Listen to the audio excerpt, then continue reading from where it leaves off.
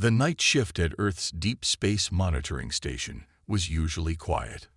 Most operators spent their time watching endless streams of data scroll across their screens, searching for any unusual patterns in the cosmic noise.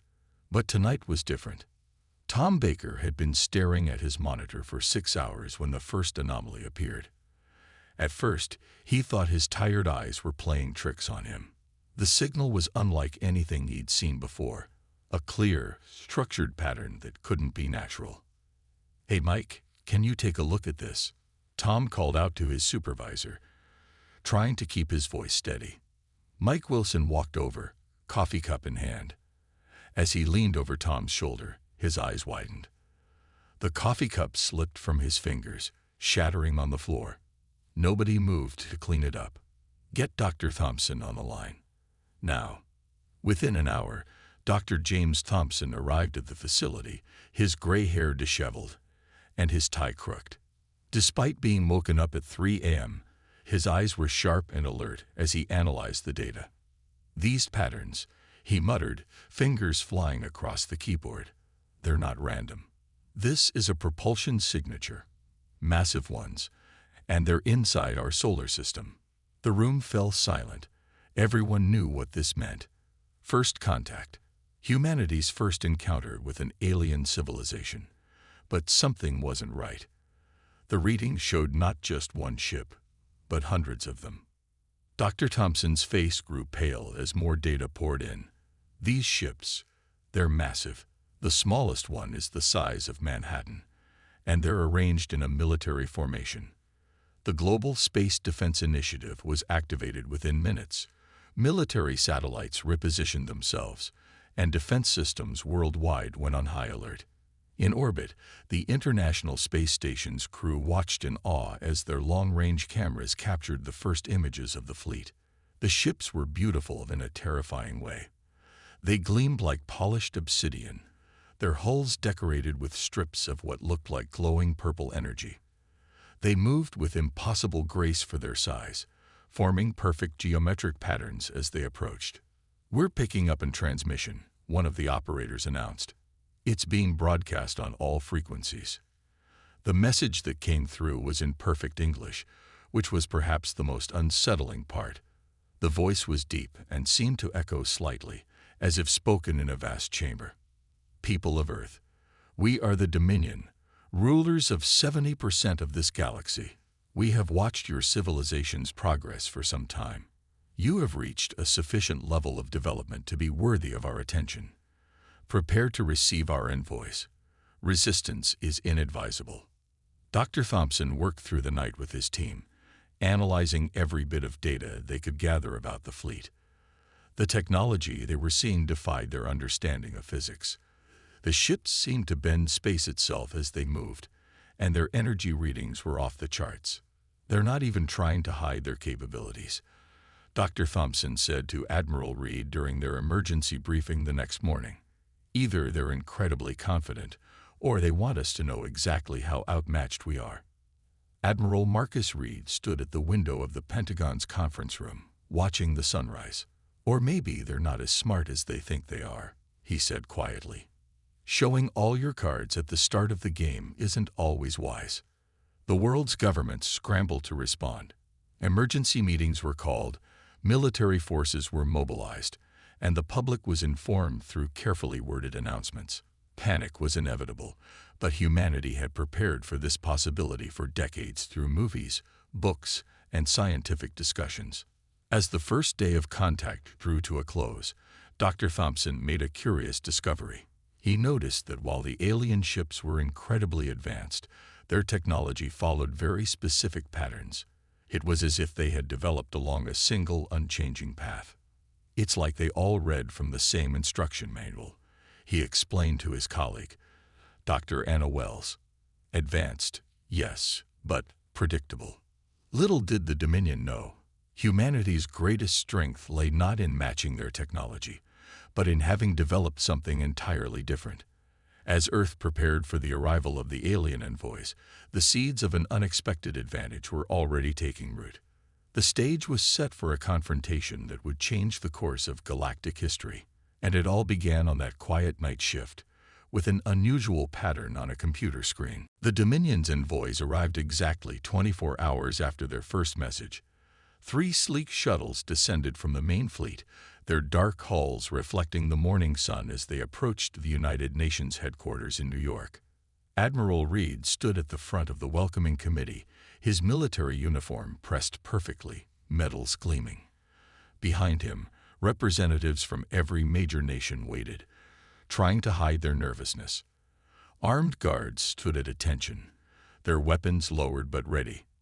The shuttles landed with impossible precision, not even disturbing the grass beneath them. When their doors opened, the aliens that emerged looked surprisingly human-like, though they stood nearly 8 feet tall. Their skin had a slight purple tint, and their eyes glowed with an inner light. High Commander Stone, leader of the Dominion fleet, walked forward. His uniform seemed to absorb light, creating a dark halo around his massive frame. "We appreciate this welcome," he said, his voice the same one from the transmission. "Though it is unnecessary, we are here to deliver terms, not to negotiate." Inside the UN Assembly Hall, Earth's representatives listened as Stone laid out the Dominion's demands. His words were precise and cold, like a businessman reading a contract. "The Dominion requires Earth's complete surrender within 48 hours. Your military forces will be disbanded. Your resources will be managed by our administrators. Your technology will be evaluated and upgraded to acceptable standards." Stone's lip curled slightly at the last part. "In return, you will receive the privilege of becoming part of the greatest civilization in known space." Admiral Reed's hands gripped the podium tightly as he responded. "And if we refuse?" Stone smiled, but it didn't reach his glowing eyes. "Admiral, look at the facts.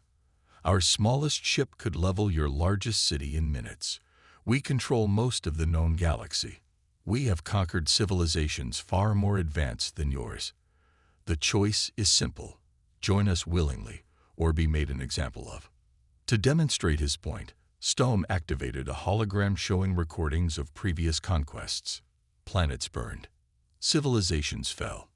Each clip was more terrifying than the last. But something caught Dr. Thompson's attention as he watched from the observer's gallery. In every recording, the defeated civilizations used similar technology to the Dominion, just less advanced versions. Their weapons, their shields, their ships, all followed the same basic principles. During a brief recess, Dr. Thompson shared his observation with Admiral Reed in a quiet corner. "Sir, they keep showing us these battles. But have you noticed? It's always the same story. They're just better at doing what everyone else does." Reed nodded slowly. "And we don't do things quite the same way, do we, Doctor?" "Not even close," Thompson replied, a small smile forming. "Our quantum field technology alone, we approached it completely differently. They think they know exactly what we're capable of, but they're measuring us by their standards." Back in the assembly hall, Stone was growing impatient with Earth's questions. "You have 48 hours, he announced. "Use them wisely. Remember, we've done this thousands of times. The outcome is inevitable." As the aliens departed, Reed and Thompson watched their shuttles rise into the sky. "They're so sure of themselves," Reed mused. "All that power, all that history of victory." "It might be their weakness," Thompson replied. "They've won so many times, they've stopped looking for new ways to lose." The next 48 hours would be crucial. As emergency meetings were called and plans were made, humanity faced its greatest test. But perhaps, just perhaps, being the underdogs wasn't the disadvantage the Dominion thought it was.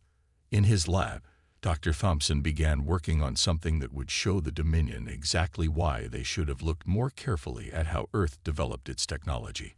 Behind him, on a screen, a simulation ran showing Earth's unique approach to quantum physics, an approach that would soon make the mighty Dominion fleet realize they had made a serious mistake in their calculations. The clock was ticking. Humanity had 48 hours to either submit or show the galaxy why threatening Earth was the last mistake the Dominion would ever make. Dr. Thompson hadn't left his lab for 20 hours. Empty coffee cups littered his desk, and his computer screens glowed with complex equations and simulations. Dr. Anna Wells worked beside him, her eyes red from lack of sleep but filled with excitement. "James, look at this comparison," she said, pulling up 2 different scanning results. "The energy signature from their ships. It's exactly like the ancient ruins found on Mars last year." Thompson leaned forward, suddenly alert. "You mean they didn't develop their technology?" Anna finished. "They found it. They're using borrowed knowledge." This discovery sent Thompson racing through years of research data. Everything started making sense. The Dominion's technological uniformity, their predictable development patterns, their confusion at Earth's different approach to quantum physics. Meanwhile, in the Pentagon's war room, Admiral Reed was reviewing Earth's defensive capabilities with his staff. The mood was grim. Traditional military predictions showed Earth losing any direct conflict within hours. Then his secure phone rang. It was Thompson. "Admiral, you need to see this. Now." 30 minutes later, Reed stood in Thompson's lab, staring at the evidence. The screens showed detailed comparisons between Earth's technology and the Dominion's. "Let me get this straight," Reed said, rubbing his temples. "The Dominion, the great galactic empire, they're just copying someone else's homework." Thompson nodded eagerly. "Exactly. They found advanced alien technology and learned to use it, but they don't truly understand how it works. They're like someone who can drive a car but has no idea how to build one." Anna pulled up more data. "Earth's isolation forced us to develop everything from scratch. Our technology isn't as advanced as theirs, but we understand every bit of it. We know why it works, not just how." "And that matters because?" Reed asked, though his expression showed he was beginning to understand. "Because we can do things they've never seen before," Thompson explained. "Our quantum field technology works on completely different principles. They're looking for threats they recognize, but we're not in their playbook." The implications were enormous. The Dominion's giant fleet, their advanced weapons, their shield technology, all of it was based on the same ancient technological principles. They had never needed to innovate because they had always been the most powerful. Anna pulled up a simulation of Earth's experimental quantum defense system. "Look at this. Their sensors can't even detect our quantum fields properly because they're not looking for the right things. It's like they have digital cameras, but we're working with radio waves." Reed watched the simulation with growing interest. "So when they scanned Earth, they missed half of what we can do," Thompson finished. "They think we're primitive because we don't use technology like theirs. But that's our advantage." The Admiral's phone buzzed. 30 hours left until the Dominion's deadline.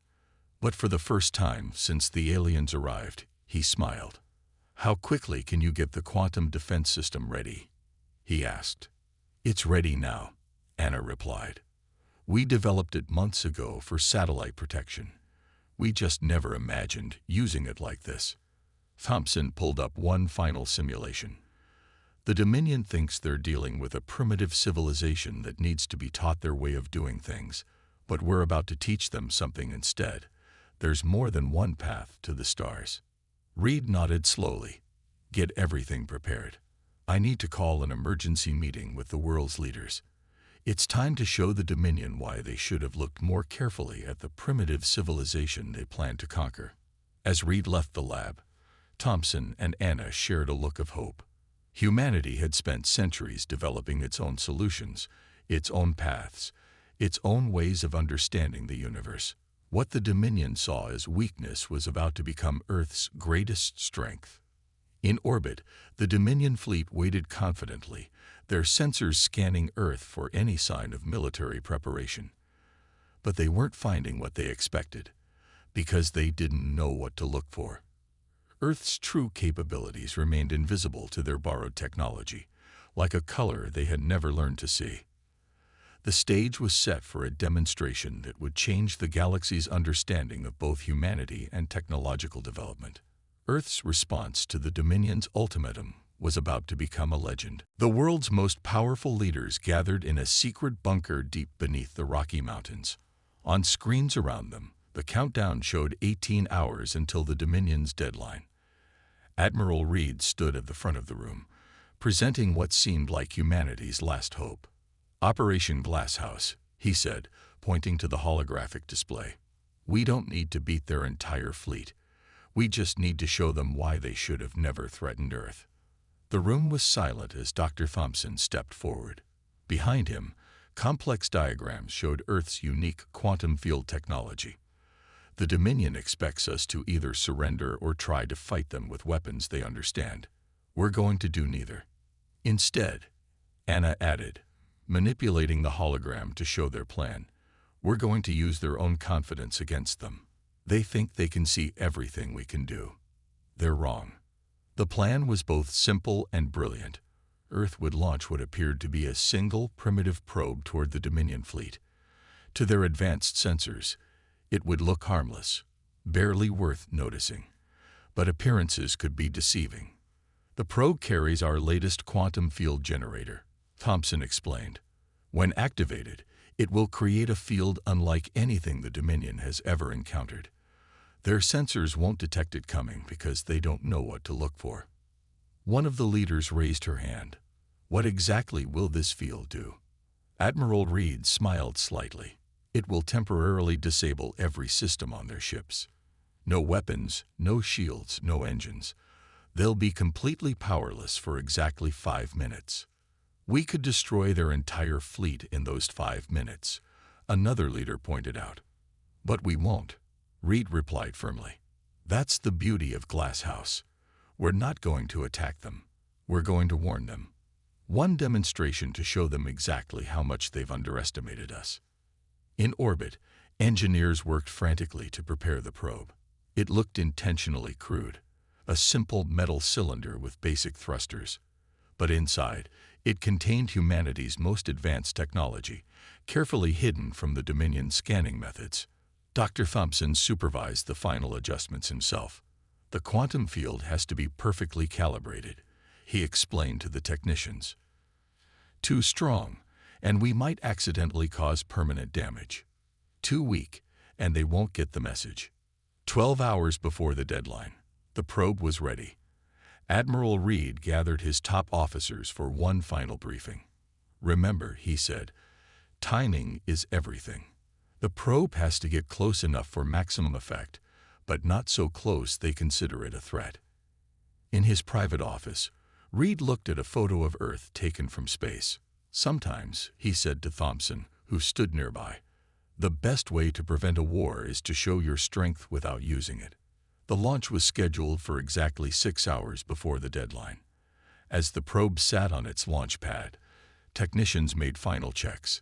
It looked almost comically small compared to the massive Dominion ships visible in the night sky. "Do you think they'll understand the message?" Anna asked Thompson as they watched the final preparations. "They'll have to," he replied. "We're about to show them that there's more than one way to become an advanced civilization. Their path isn't the only path." Admiral Reed gave the final launch authorization. Around the world, people watched their screens, knowing something was about to happen but unsure what. The Dominion fleet hung in orbit, their ships arranged in perfect formation, waiting for Earth's surrender. The probe lifted off silently, its simple rockets pushing it toward space. On the Dominion's flagship, sensors barely registered its launch. High Commander Stone glanced at it dismissively. Just another primitive attempt by Earth to study their superior technology. But in the control room beneath the Rocky Mountains, Thompson, Anna, and Reed watched with tense anticipation. Everything depended on the next few hours. They were about to either save Earth or provoke the galaxy's largest empire. The probe continued its innocent-looking journey toward the fleet, carrying with it humanity's message to the stars. Don't judge a civilization by the path others have taken. Sometimes, the quiet ones have the most to teach. High Commander Stone stood on the bridge of his flagship, watching Earth's probe with mild amusement. 3 hours remained until the deadline, and he interpreted the probe's approach as a sign of humanity's desperation. His officers monitored their advanced sensors, occasionally chuckling at the probe's primitive design. "Should we destroy it, Commander?" his second-in-command asked. "Let them have their final experiment," Stone replied. "It will make a good addition to our records of their civilization's last independent acts." The probe was now just 5,000 kilometers from the fleet. In the underground command center, Dr. Thompson watched the distance counter tick down. His hand hovered over the activation control, while Anna monitored the quantum field readings. Admiral Reed stood behind them, his face tense but determined. 4,000 kilometers, Anna announced. The room was so quiet they could hear the humming of the computers. 3,000, she continued. "Their sensors are scanning the probe, but they're only seeing what we want them to see." At 2,000 kilometers, Stone finally showed some interest in the probe. Something about its approach path seemed odd. He ordered a deeper scan, but his sensors showed nothing unusual, exactly as Earth had planned. 1,000 kilometers, Anna said. "We're in optimal range." Admiral Reed nodded. "Dr. Thompson, you may proceed." Thompson took a deep breath and pressed the activation control. For a moment, nothing seemed to happen. Then, on every screen in the command center, they watched as their plan unfolded. The quantum field erupted from the probe like an invisible wave. The Dominion sensors didn't even register it, their borrowed technology completely blind to Earth's unique innovation. The field passed through their shields as if they didn't exist. On the flagship's bridge, Stone's first warning was when every light went dark. The mighty engines of his fleet fell silent. Emergency systems, weapons, shields, communications, everything stopped working. For the first time in his long career, he felt real fear. The entire Dominion fleet hung powerless in space, their perfect formation now just a floating arrangement of dead metal. Stone watched helplessly as a message appeared on his emergency screen. The only system still functioning. This was a demonstration. The message read in simple text, "Your entire fleet just experienced a complete systems failure. We could have maintained this shutdown indefinitely. We could have destroyed every ship. Instead, we chose to show mercy." In the command center, Thompson watched the power readings from the Dominion ships. "The field is working perfectly," he reported. "Every system except basic life support and emergency communications is offline." Reed nodded and pressed a button on his console. A second message appeared on the Dominion screens. "You assumed we were primitive because we developed differently than you. You judged our worth by standards based on technology you didn't even create. This was your mistake. We understand our technology because we built it ourselves. Every circuit, every principle, every possibility." Stone stared at the words, his glowing eyes wide with shock. Around him, his crew waited in terrified silence. The final message appeared. "You have 1 hour to begin withdrawing your fleet from our solar system. This is not a negotiation. This is your only warning. Earth is not your prize. It is your wake-up call." Exactly 5 minutes after the field activated, Thompson initiated the shutdown sequence. Power returned to the Dominion ships, but they didn't resume their threatening positions. Instead, they remained motionless, their crews trying to understand what had just happened. In the command center, Admiral Reed allowed himself a small smile. "Message received, I think." Anna checked her readings. "Their internal communications are going crazy. They're trying to figure out how we did it. They won't find any answers. They're looking for technology they understand." Thompson watched the fleet through the command center's telescopes. Sometimes the best way to win a fight is to show your opponent that fighting isn't in their best interest. The next hour would determine everything. But as they watched the mighty Dominion fleet hanging silently in space, Earth's defenders felt something they hadn't experienced since the aliens arrived. Hope. Humanity had just demonstrated that there was more than one path to the stars, and some paths led to places even galactic empires feared to tread. High Commander Stone paced the bridge of his flagship, watching the countdown timer tick away. 45 minutes remained of Earth's 1-hour ultimatum. His best engineers had analyzed every second of the incident, and their reports left him deeply troubled. "Impossible," he muttered, reading through the data again. "How could we have missed this?" The quantum field that disabled his fleet hadn't just been powerful, it had been completely undetectable to their most advanced sensors. It was like fighting an enemy who could turn the laws of physics against you. In the command center beneath the Rocky Mountains, Dr. Thompson and his team monitored the Dominion's reactions. Their communications, now decrypted, showed growing panic among their ranks. "They're running every scan they can think of," Anna reported, watching the data stream across her screen. "But they're still using their standard protocols. They literally can't see what we did." Admiral Reed nodded. "And that's exactly what scares them. How do you fight an enemy whose technology you can't even detect?" The Dominion science vessels had spread out around the disabled zone, taking readings with increasingly exotic instruments. Their confusion was evident in their frantic communications. "Sir," one of Stone's officers called out, "we've completed the deep analysis of Earth's technological development. You need to see this." The officer displayed a timeline showing humanity's progress. Unlike every other civilization the Dominion had encountered, humans hadn't followed the expected pattern. There were no great leaps from discovering ancient technology. Instead, there was steady, continuous innovation. "Their quantum theories," the officer explained, "they're completely different from the standard model we inherited. They approached the same problems from entirely new angles. Their solutions are unpredictable." Stone finished, understanding finally dawning on his face. Because they weren't following anyone's rules but their own. In his private quarters, Stone accessed the Dominion's historical records. In 10,000 years of expansion, they had never encountered a civilization that had developed entirely independently.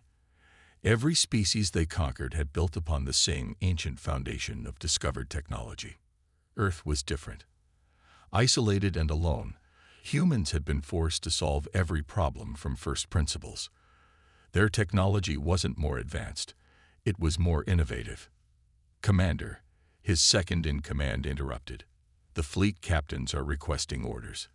We have 30 minutes until the deadline." Stone looked out at Earth, seeing it with new eyes. The planet he had dismissed as primitive now represented something dangerous: unpredictability. Meanwhile, in the command center, Thompson received an interesting report. "Admiral," he called out, "their science vessels are picking up traces of our other quantum experiments. They're finally starting to understand what they're dealing with." Reed smiled.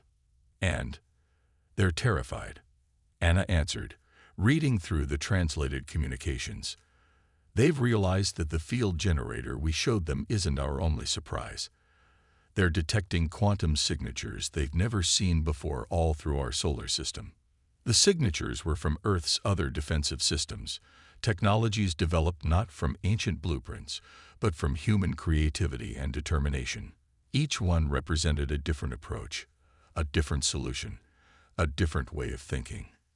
With 15 minutes remaining, Stone made his decision. He opened a channel to Earth. "This is High Commander Stone of the Dominion Fleet," he announced, his voice lacking its earlier arrogance. "We acknowledge your demonstration. The Dominion Fleet will begin withdrawal immediately."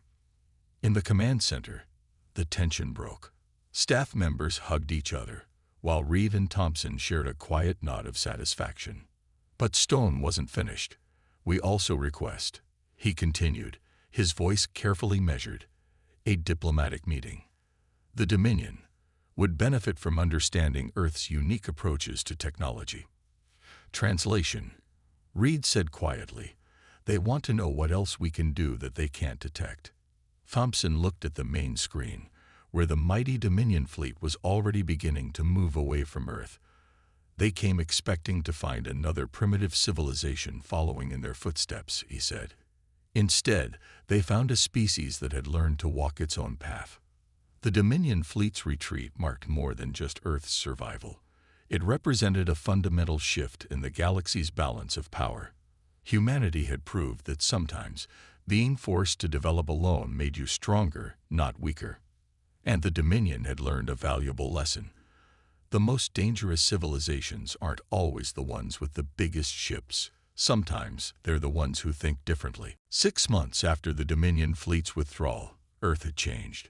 The knowledge that humanity wasn't alone in the universe had unified the planet in unexpected ways. Old rivalries seemed less important when compared to the vast galactic community they were about to join. Dr. Thompson stood at the window of the newly constructed Global Science Center, watching ships land at the spaceport below. Not Earth ships. These were diplomatic vessels from dozens of civilizations, all eager to learn about the planet that had humbled the mighty Dominion. Another delegation arrived this morning, Anna said, walking up beside him. This time from the free worlds of the Outer Rim. They're particularly interested in our approach to quantum communications. Thompson nodded, remembering how quickly things had changed. After the Dominion's retreat, word had spread through the galaxy about Earth's unique technological development. The planet that had seemed primitive at first glance was now seen as a source of invaluable innovation. Admiral Reed entered the room, now wearing the uniform of Earth's new United Space Command. The Dominion's diplomats are ready for today's meeting, he announced, and they actually looked nervous this time. The meeting took place in a conference room overlooking the Atlantic Ocean. High Commander Stone, now serving as the Dominion's chief diplomatic officer, sat across from Earth's representatives. The change in his demeanor was striking. Gone was the arrogance, replaced by genuine respect. The integration of Earth's quantum theories into our fleet has already yielded remarkable results, Stone reported. Our scientists are struggling to understand how we missed these possibilities for so long. That's the problem with following someone else's path, Thompson replied kindly. You stop looking for new ones. The new relationship between Earth and the Dominion had become a model for galactic cooperation. Earth provided fresh perspectives and innovative approaches, while the Dominion offered access to their vast network of worlds and resources. But more importantly, humanity's example had sparked a renaissance throughout known space. Other civilizations began questioning their reliance on ancient technology, exploring new possibilities that had been ignored for millennia. The latest reports from the Galactic Science Council are encouraging, Anna said, bringing up a holographic display. 3 different species have already developed their own unique variations of quantum field technology. They're not copying us. They're finding their own ways, just like we did. Reed smiled. Sometimes the best thing you can show people isn't the destination, but the joy of finding their own path there. In orbit, Earth's first true starship was nearing completion. Unlike the Dominion's vessels, it didn't rely on discovered technology. Instead, it represented a perfect blend of human innovation and galactic knowledge, something entirely new. We're calling it Pioneer, Thompson told Stone as they watched it being built. It seems appropriate. Stone nodded thoughtfully. You know, we came to Earth thinking we would show you the proper way to join galactic civilization. Instead, you taught us that there is no single proper way. The impact of Earth's stand against the Dominion continued to ripple through the galaxy. The story of humanity's soul warning became legend, not because of the threat it contained, but because of what it represented. It showed that true advancement came not from following in others' footsteps, but from having the courage to forge new paths. As the sun set over the Global Science Center, Thompson, Anna, and Reed gathered in their old command center, now a historical museum. The probe that had changed galactic history sat in a place of honor, its simple design a reminder that appearances could be deceiving. Did you ever imagine, Anna asked, that our biggest advantage would be our isolation? That having to figure everything out for ourselves would make us stronger? Thompson shook his head. No, but that's the beauty of science, isn't it? The most important discoveries often come from places you least expect. Reed looked at the star map showing Earth's growing connections with other worlds. We didn't just save ourselves that day. We showed the galaxy a different way forward. And so Earth, once considered a primitive backwater by the mighty Dominion, became known throughout the stars not for its power or its technology, but for its message. There are always new paths to discover, new ways to grow, and new possibilities to explore. Sometimes, the greatest contribution a civilization can make is simply showing others that there's always another way.